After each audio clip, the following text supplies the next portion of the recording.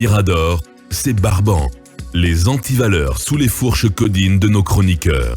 Talibé, tu l'as dit ce matin en titrant, il était une fois la résidence de la cellule d'Alain Diallo à Dixonport. Oui, bien sûr, parce que samedi, on a vu des images justement de la résidence de cellule d'Alain complètement réduite à néant, parce que l'opération de casse, mais pour tout vous dire, Talibé, moi, a commencé du côté de Donka. J'en ai eu, mais le sang retourné dans les veines, mais complètement attristé, franchement, complètement triste. Oui, parce que... mais triste, Mohamed Kaba. Encore le patrimoine bâti. Mohamed, parce que Aboubacar, c'est quand même grave. Oui, le patrimoine bâti. Ces images, c'est des images de la honte. C'est très grave. Est-ce que le directeur général du patrimoine, est-ce qu'il arrive à dormir? Je me pose la question. Bien, allez-y, Talibé. Son sommeil doit être troublé. Parce que Aboubacar, ce dont il est question, c'est que le cas de la résidence de Selou est différent du cas des autres bâtiments, jusqu'à preuve du contraire, démolis du côté de Donka. Parce que dès lors que l'affaire de la résidence de Selou est pendante devant la justice, tout comme celle de la résidence de Sidia, où on a voulu installer soit dans un premier temps Sadiba, ensuite d'autres, et même le ministre de la Justice, donc tous qui ont décliné. C'est très grave parce qu'on veut faire occuper cette résidence de Sidia aujourd'hui par des membres de la junte ou du gouvernement, tout simplement, pendant que les dossiers sont devant la justice. Absolument. C'est pas où on va. Non, à la limite, si on y installait une personnalité, un haut cadre, peut-être que j'aurais compris. Mais, en tout cas, de là à aller rayer de la carte une résidence qui est l'objet d'une procédure judiciaire, quelle est l'urgence? Quelle est la nécessité? Qu'est-ce qui pressait pour qu'on ait? C'est-à-dire que la junte semble avoir déjà prononcé le verdict autour de ce litige à la place de la justice. C'est-à-dire que la junte considère qu'elle a raison. Le patrimoine bâti considère qu'il a raison. Il a fait la justice, le bâtiment bâti a fait la justice pour lui et en son nom. Et Selou d'Alain ne saurait donc être propriétaire de cette résidence. Et finalement, on l'arrête de la carte. On apprend, il y a beaucoup de versions, qu'on va y construire une école de 3 classes parce que dans la contrée, il n'y aurait pas d'école publique et que les enfants seraient obligés d'aller sur des distances longues pour pouvoir aller à l'école. Tout cela, ça met justement en difficulté cette prophétie, cette annonce, cette profession de foi du colonel qui dit que la justice sera la boussole de la transition. Cette justice aujourd'hui, moi je me demande bien, qu'est-ce que les juges diront? Bien. Que diront-ils? Peut-être que la justice est mise. La sentence est déjà tombée. Voilà, elle est tombée. Ils pourront bien dire la vérité. Allez-y, Akumba. La sentence est déjà prononcée. Je pense qu'il y a 2 personnes à conseiller dans cette affaire. C'est Mamadi Doumbouya et Selou d'Alain. Parce que d'où ce que vous voyez là, après Doumbouya, il va en prison. Pour des réalités qui vont se construire. Oui, pour des réalités qui vont se construire plus tard. Que le futur ne me donne pas raison. Bien. Alors, Selou doit savoir que la démolition n'est que la matérialisation de la haine. C'est aussi simple que ça. Mais Doumbouya doit savoir que le pouvoir et la violence sont des produits. C'est des produits qui changent de main tous les jours et tout le temps. Et le produit que vous avez servi à l'autre, c'est celui-là que vous allez vous attendre vous-même. Le pouvoir et la violence ne sont que des produits et François Stern l'a bien défini et l'a bien démontré. Ce que vous exercez aux autres aujourd'hui, attendez à ce qu'on l'exerce à vous et à vos enfants. Non, calme-toi, à vous. Non, moi je suis pas nerveux, je suis pas fâché. Je parle comme ça. Il n'est pas fâché du tout.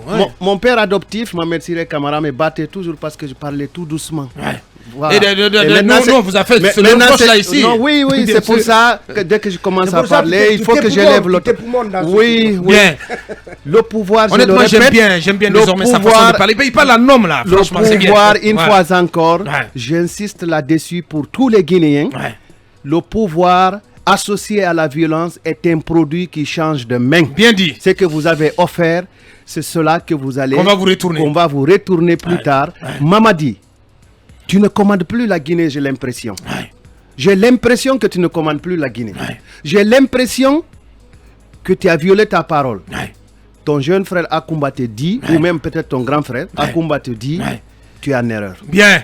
Voilà qui est bien. Mohamed Kaba. Non, mais moi j'ai de la peine de parler de cette situation ce matin. Ouais. Vous savez, moi je n'ai jamais été tendre avec l'UFDG. Ouais. C'est une conviction. Mais en tant que journaliste républicain et objectif, Hein? mais je tombe de nu. Républicain comme un monument. Je tombe de nu. C'est le chef de file des journalistes républicains. Le faisait de Après, il roi. se le réclame. C'est tellement sérieux désormais. Bien. Je vais d'abord paraphraser Fodé Oussou qui dit que Dieu ne dort pas. Ouais. Il a parfaitement raison. Ouais. Ce monsieur a tout subi aujourd'hui dans le pays. Qui ça? Cellou Dalein Cellou. Diallo. De la descente humiliante de l'avion, de la confiscation de son passeport. Ouais.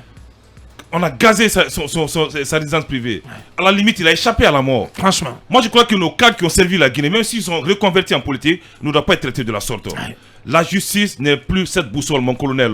Parce que la boussole, c'est une personne qui la tient. Donc, elle peut être déviée. Alpha m'a dit que la boussole est perdue. Hein. La boussole, a disparu plutôt. La boussole est perdue. La boussole a Je disparu. voudrais dire à M. Cellou Dalein Diallo, C'était une boussole sans aiguille. sans aiguille, de pardonner aux autorités. Il faut un GPS pour retrouver la boussole. D'accepter tout ce qui se passe en ce moment, d'accepter tout ce qu'il est en train de subir. Parce que force est de reconnaître, Ouais, et c'est un secret de polichinelle. On lui a fait boire le calice jusqu'à la Lille. Oui, mais Abouaka, aujourd'hui, Cellou Dalein est proche du pouvoir que n'importe quel Guinéen. Bien C'est ça la réalité. Bien dit, Mohamed. Donc on s'acharne contre lui, qu'on lui traite de tout le nom d'Israël. Bien. Mais je crois qu'il doit quand même encore tenir bon, parce que l'avenir lui donnera raison. Merci, Mohamed. Allez-y, Mamadou. En attendant Kabi. Je voudrais marcher sur la langue de Mohamed Kaba justement pour dire que quand il dit que c'est le plus proche du pouvoir que quiconque, effectivement, je crois que son histoire ressemble un peu à l'histoire d'Alpha Condé. Il a trop subi. D'Alpha Condé opposant à l'époque. Ouais. Qu'est-ce qu'on n'a pas dit d'Alpha Condé? Qu'est-ce qu'on lui a pas fait subir? Qu'est-ce qu'on lui a pas fait subir qui ne mériterait pas le pouvoir? Malheureusement, il est venu faire le contraire. Ouais, bien sûr. Je ne Il parle n'a pas été On va pas parler de Mandela. ça. On va pas parler de ça. Parallèle. Je ne parle pas de ce qu'il a fait, mon beau. Fais le parallèle sur le parcours. En fait, Leur période d'opposition. Je fais Bien. le distinguo entre Alpha Condé président et Alpha Condé opposant. Opposant. S'il vous Qui a plaît. été martyrisé. Ouais. Non, je vous comprends. Merci. Bien. Alors, donc son histoire ressemble à celle de Cellou. Et vous savez, vous vous rappellerez qu'à un moment donné, sous Alpha Condé, alors qu'il n'était pas encore tombé, je disais que tout ce qu'il ferait subir à Cellou en pensant qu'il lui ferait mal, le légitimerait à lui succéder potentiellement. Tu l'as dit, ouais. Je l'ai dit après même le troisième mandat obtenu par Alpha Condé. Bien entendu. Et si les mêmes pratiques continuent, j'avoue que Cellou, un politicien intelligent, il acquiescerait tout ça parce que ça le rapproche davantage du pouvoir. Maintenant, je dis que si le gouvernement continue et jusqu'à aller démolir cette maison, je pense qu'il continue sur la base de ce fameux privilège du préalable qui a été évoqué par le ministre qui sera là dans ce studio tout à l'heure, Ousmane Gawal. Ouais, dans 5 minutes. Et que de ce point de vue, ils se saisissent de la puissance publique pour détruire la maison. Ouais. Même s'ils sont conscients que si la justice donne raison à Cellou, que ce même État a peut-être le pouvoir matériel et économique de le dédommager, de le dédommager a posteriori. Et cela, parce que cela est possible. Mais justement, Talib me posait la question, avec quelle urgence? Évidemment, quelle urgence? je dis quand même. la puissance publique, le fameux privilège du préalable et tout le reste. Parce que justement, si Cellou continue en justice et qu'un jour, cette justice-là lui donne raison, l'État sera obligé de le dédommager. Mais de le faire maintenant, on ne sait pas quel agenda commandait cette action-là, ma foi, si ce n'est que de la provoque. Et pourquoi la région de Sidia n'a pas été démolie? Parce que, bien entendu, non, je pense que c'est un peu différent. Parce que, bien entendu, il peut arriver que le juge donne droit complètement à Cellou et à Sidia. Ça peut arriver, vous avez vu un juge qui a suspendu Telegram du côté du Brésil. Ça a fâché le président Bolsonaro. Donc ça peut arriver. Et il faut qu'on ait des juges courageux dans notre pays qui à un moment donné prennent des décisions assez oui, allez-y. Nous en avons. Ouais, j'espère bien. Charles Wright j'espère bien. Et le monsieur de la Krief. Il est procureur. Non, mais c'est un juge quand même. Bien. Un procureur, c'est un juge. Allez-y, pour en terminer. De mon point de vue. Premièrement, c'est que l'État est un sujet de droit, donc assujetti à l'État de droit. Aussi bien le citoyen que l'État. Et je crois que du moment où l'affaire est judiciarisée, il n'y avait pas d'urgence à ce que l'on démolisse ce bâtiment-là. Je pense d'ailleurs que à la place du colonel ou peut-être du patrimoine bâti, du patrimoine bâti, j'aurais laissé pour symbole ce bâtiment-là comme cela. Absolument. En attendant que la justice se prononce. Deuxième point. Le problème, comme il le disait, c'est pour appuyer ce que tu dis, le problème, comme le disait Akumba, tu n'as pas l'impression aujourd'hui, tu as l'impression que c'est plutôt Sadiba, d'autres, mais qui sont des vats en guerre, qui essayent vraiment de pousser le colonel à des décisions comme ça. C'est insensé ce qui se passe. C'est très grave. Oui. C'est très très grave, cabinet. Au-delà d'ailleurs du déficit d'urgence à aller, on apprend qu'il y a 13 millions de dollars qui sont qui doivent être mobilisés ou qui sont même pour reconstruire cette zone. Cette zone-là. De mon point de vue, du moment où, je l'ai tantôt dit, l'affaire est judiciarisée, il fallait laisser, il faut attendre que la justice fasse son travail. Ça prend pas une éternité quand même. Effectivement. Et le deuxième point d'analyse, c'est que je pense que l'on renforce, peut-être sans se rendre compte, ou peut-être qu'on le fait sciemment, le capital et sympathique de Cellou Dalein Diallo. Effectivement. Parce qu'aujourd'hui, ce qui est vrai, pour tous ceux qui pensent que Cellou est brimé dans ses droits, peuvent lui apporter leur sympathie. Tout à fait. Et ceci... Le travail que Cellou et ses spin doctors doivent faire, c'est de transformer cette sympathie-là, transformer tous ces gens qui ont de la sympathie pour eux en des électeurs potentiels. Un réservoir de voix. Exactement. Ce travail-là, je crois que Cellou en est conscient, il le fera. Comme il a dit, il reste derrière la justice et il appartient à la justice donc de dire le droit et de faire en sorte que la justice soit dite. Parce que ce qui est vrai, c'est que ce qui étonnerait plus d'un, c'est si toutefois le juge se prononcerait en faveur de Cellou Dalein Diallo. Le contraire ne tonnerait personne. Et je pense qu'on a déjà donné le verdict sans s'en rendre compte. Bien, allez-y, Mamadou Dian, pour en terminer. Il n'y avait pas lieu, je crois, d'aller vite en besogne pour casser cette résidence. Je vous ai rappelé ici ce qui s'est passé au Bénin. Kérékou, qui a gouverné le Bénin 50 ans, on est venu détruire la maison qu'il occupait. Sa famille voulait la transformer en musée. Maintenant, on met là-bas les jardins de Mathieu. Est-ce que vous voyez? Bien. Donc, par rapport à Cellou, ils n'ont qu'à, lui et ses soutiens, ils n'ont qu'à se mettre au-dessus de ça. Bien. Macky a inauguré un pont samedi. Ça porte le nom de Mandela. Pourquoi?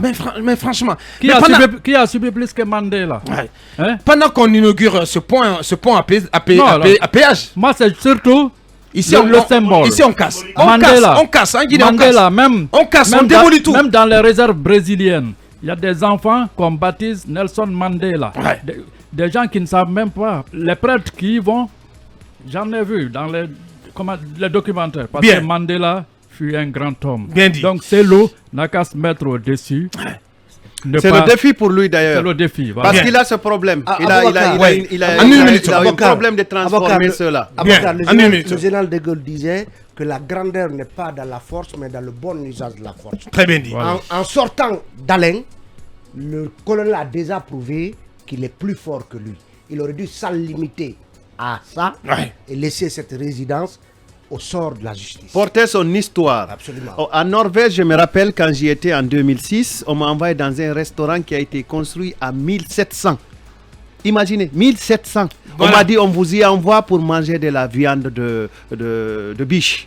C'était la tradition, le restaurant. On le garde parce qu'il garde l'histoire. Vous avez démoli un bâtiment qui était chargé d'histoire. Pas l'histoire de la famille d'Alain seulement, mais chargé d'histoire de la République de Guinée. Et apparemment, Fodé Baketa y a résidé. Oui, absolument. Voilà donc ce qu'on pouvait dire sur cette démolition. À présent, nous recevons pour vous notre invité prestige.